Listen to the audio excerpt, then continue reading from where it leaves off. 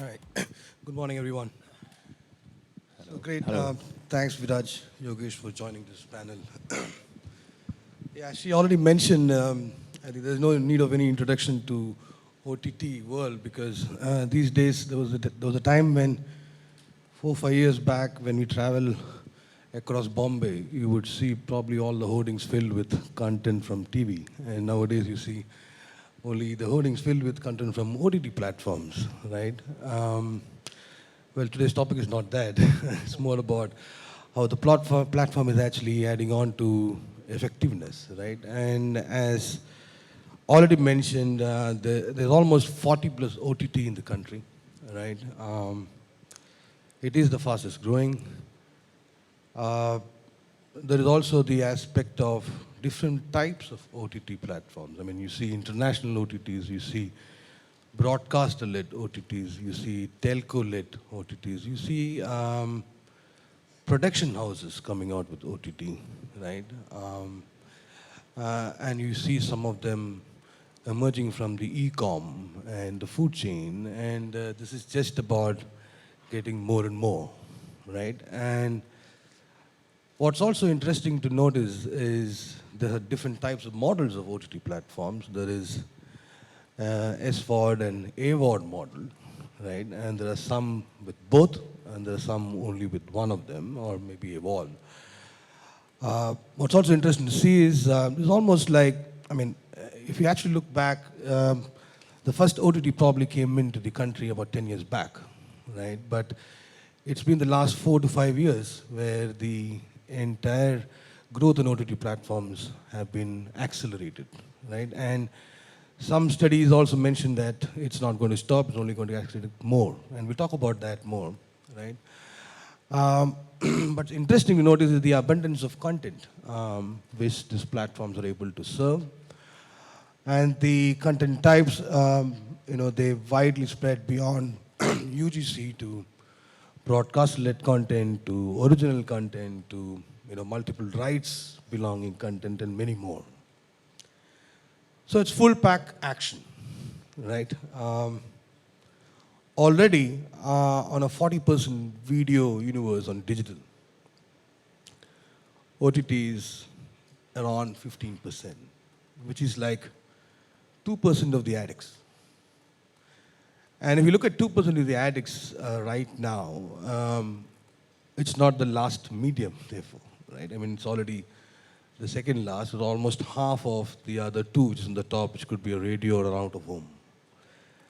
And that's how the space is actually growing. And therefore, what is critical here is, how are brands taking it, right? How are brands coming in more? How are advertisers utilizing it more? So in all this growth and in all this accelerated growth and abundant, action-packed, space, how do you guys see? And let me start with Viraj, right? How do you see this consumer consumption evolving? I think with the ubiquity of affordable internet connectivity, we've got cheaper smartphones and customized, vernacular, relevant content, mobile-first content has probably fueled or largely fueled the consumption of video streaming across our country. Like you said, currently we've got approximately 40 OTT platforms, each of them serving a very specific need to a specific audience. But it's very clear that there was a latent demand for entertainment, and the OTT platforms have been able to fulfill that. This is going to grow. I think last year we had about 325 million consumers on video content, which was about a 25% growth from the year before that. We expect that to grow even more today because of penetration of smartphones and affordable connectivity. I think what each OTT platform is now going to look at is the type of audience that they're going to serve, the type of business they want to drive. But you will eventually see that this is going to be the fastest medium of growth in terms of consumption. Okay, Yogesh, you want to add anything onto it? Yeah, I think it's well established by the previous speakers also, and by Viraj, that the platform is here to grow. Consumers are gravitating towards it in hordes and rapidly growing, and there are multiple factors that have enabled for consumers to get onto this. There are many storytellers and many stories being told. I think the challenge will lie for every OTT player to now figure out their niche and their audience. And for us, for example, at Z5, we ourselves offer almost a lakh plus hours, which means if you went on to watch every hour of our content without sleeping, you'll have to be awake for 11 years. That obviously creates a lot of consumer confusion. And therefore, it's important how you handhold the consumer in the journey of consumption and kind of personalize at scale. I think that is going to be very critical for all players going forward. Great, thank you. When that's the evolution which we see from a consumption point, I think this growth is only propelled when you see the marketers buying into it more and more.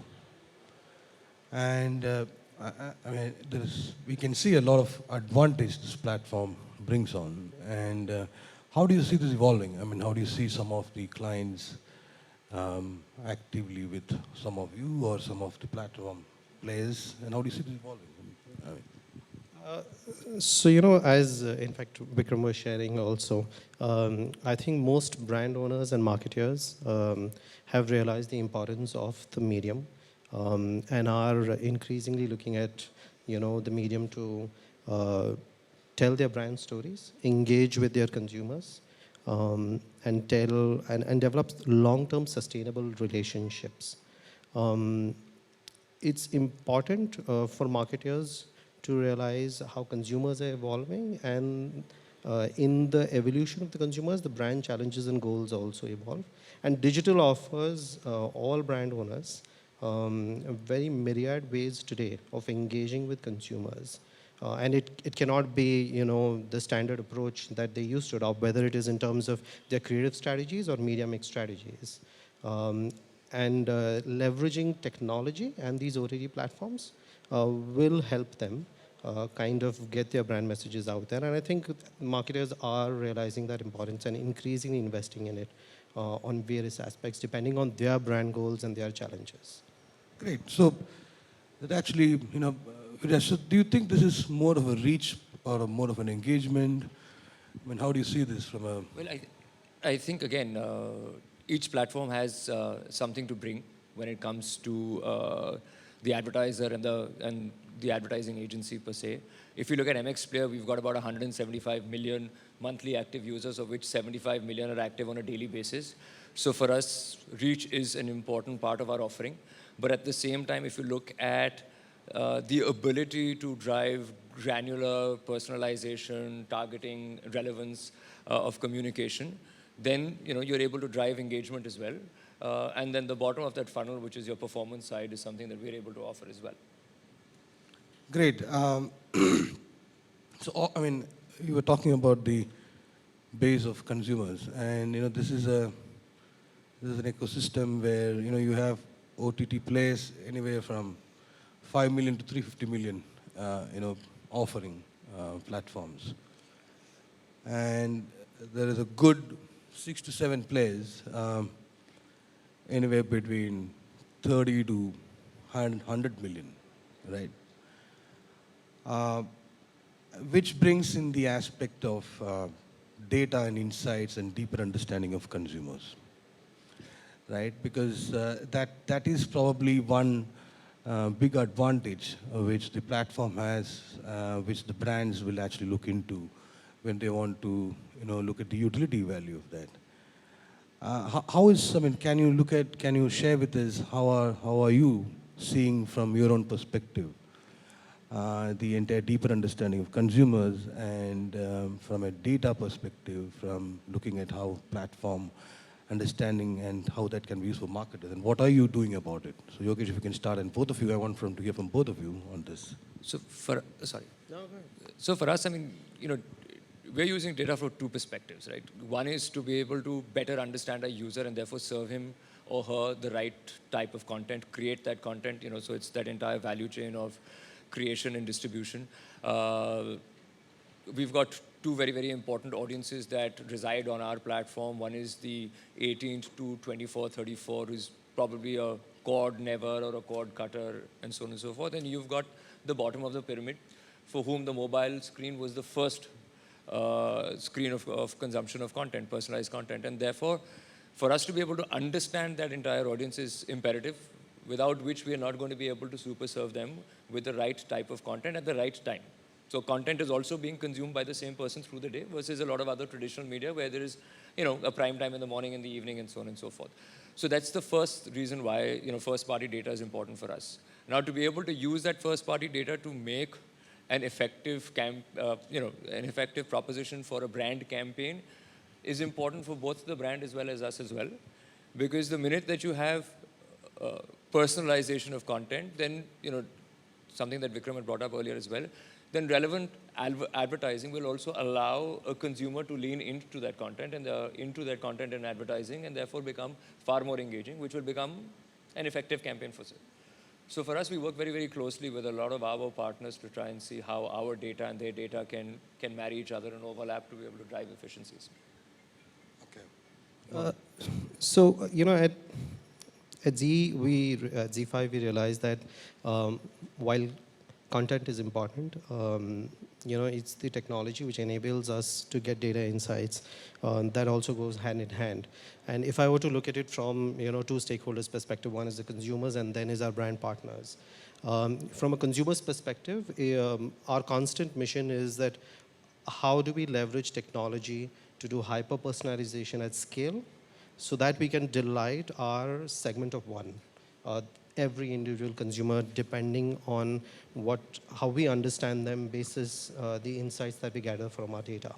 And we work with lots of technology partners. And just to give you examples, whether it's using a recommendation engine, which kind of tells you or recommends content to you basis your watch history or browsing history, that helps us, kind of retain you and navigate your journey on the platform itself through the plethora of content that is offered. Or it is, tools that we use to manage customer lifecycle management. So depending on your consumption patterns, we reach out to you and engage with you at periodical intervals to be able to help you navigate through the latest offering or new offerings that we have. That's at the consumers, end. And then if you look at our brand partners, we look at helping our brand partners, helping them with targeting, helping them with transparency and safety. Safety comes with the environment itself. And targeting helps us, data helps us in, helping brand partners create segments and target their consumers. Basis, what goal or objective that they have to achieve through a myriad, tools that we offer. And then there is, transparency, which is measurement. Vikram was mentioning it in his speak also earlier. And we realized that it is important for brand partners to, know the return on their investments. So we have third-party measurement tools that we have invested in, whether it's Moat or DAR, that help our brand partners understand, what's the return that they are getting on our investments and get insights on their campaigns. Yeah, that's a good one, and that brings into the core point of measurement and ROIs, because when we know that's fastest growing medium, fastest growing opportunity, it's already $500 to $550 million, business, pegged at about growing 10x in 5 years, right? Which means there has to be more brands, and more brands needs to see value in it, and therefore there is a requirement of, and I think it's going to continue forever, which is how can I measure things better, and what is that ROI which I can get, and that brings into the angle of how is it actually able to derive through a cross-media learning, right? And things like what is the incremental reach and things. So I mean, today we are in a situation where we have multiple people offering it, but yeah, ideal stage is to have one integrated data. But of course, there is efforts been done on that, and I'm sure that there will be some time where we can all depend on that. But today, if you look at it, There is Nielsen or, there is Comscore, and there are some other third party like Zapper and Ensing and other companies which is doing it. But what I want to know from both of you is, how are OTT organizations? How are you looking into this as bringing in the comfort of, measurement or ROI from that context? I know that you're working with tech companies to, help from that. But, what's the role you are seeing as evolving into the space for brands to get more, more engaged with the platform? So I think measurement and safety has become hygiene. So, like Yogesh said, even before we launched, the first thing that we did was tie up with third-party, measurement partners, or so like a Moderator and many others. So that was the first offering we were able to make to our brand partners. We want to give them a sense of security for them to be able to take a step forward. Then, there's an opportunity for us to work with attribution partners so that there is a clarity on the funnel on where the ROI is coming from. Because today, digital advertising is not plain simple OTT. You're going to use multiple platforms and multiple categories of platforms to be able to advertise. But like you rightly said, I think, with this growth, one thing that will fuel growth from, the other side of the business is if we have a consortium, a transparent, trustable format of measurement that is accessible and available to everyone else. So today, while we may use measurement partners like, an App Annie and a Comscore or, a Motor Radar and so on and so forth, it's not like everyone else is using it. Currently it's just become an ad hoc hygiene tick. But somewhere or the other, we need to take that step forward. And I think most of us are very, very keen to do that as well, because we believe that that's what's going to drive business for us. Just to add to that, one of the things also is the beauty of advertising on digital and OTT is a lot of the investments are also going behind performance marketing. And performance marketing, enables you to kind of measure your returns very quickly. And we kind of work with our brand partners and encourage them to pour down the investments in performance marketing. And if you are looking at, only just brand investments and brand advertising, then there are other tools apart from what we mentioned, is things like brand lift studies that you can do with brands to see if, particular parameters or equity parameters have seen any lift. Thanks. I mean, that also brings to the point that, somewhere from an effectiveness perspective, it's also complementing TV, right? From a content perspective, anyways, there is a lot of broadcast content in multiple OTT platforms. The advantage beyond that is TV probably is household, but this is more into individual, right? But there is also an aspect of OTT platforms on linear TV, like smart TVs and stuff. What's your view? How is it evolving? I mean, nowadays you don't need to, you have a provision to access the platforms on smart TVs. How is that going to shape up? Because that's actually playing as another opportunity from a TV perspective as a medium, right? Yeah, so while mobile is obviously still the larger base, smart TVs or other smart connected devices are equally important. So what we are attempting to do is we have partnerships with most of the smart connected devices and OEM manufacturers, and we are enabling our consumers to kind of enjoy what we are offering on these devices, and we're in fact going and doing backdated integrations not only in the upcoming devices. However, what's important to note is that they are still a very small base. They are a significantly small base, and only to a particular, reaching out to a particular audience. So I think it's still some more time for them to become, a significant part of consumption. Great. I think our time is almost up, and before we end, what is your advice to marketers and people like us who are consultants to marketers? What should we do more? Well, I think please look at us as an and not an or. We truly believe that OTT as a platform of consumption will add value to your plan. It shouldn't be an option. I think, at least for both of us, I know that the platforms are very open to form of measurement that would help empower growth and trust within us from that perspective. They're open to hearing out from the advertising world what is it that we need to do to move ahead. I think we're at the cusp of exponential growth while we've seen a lot now, and I think if we work as a as a team together, I don't see any reason why they wouldn't be success for both sides. I think more than an advice to just brand owners, I think I would say that all stakeholders involved, including us, I think we need to keep working together and keep engaging with the sole objective of how do we leverage both content and technology to go out there and build long-term meaningful relationships with our consumers, and therefore push ourselves to move in newer ways of thinking and doing, leveraging technology and pushing for innovations. Great. Thank you. Thank you, Viraj, Yogesh. Thanks for this time. Thank you for having us. Thank you all.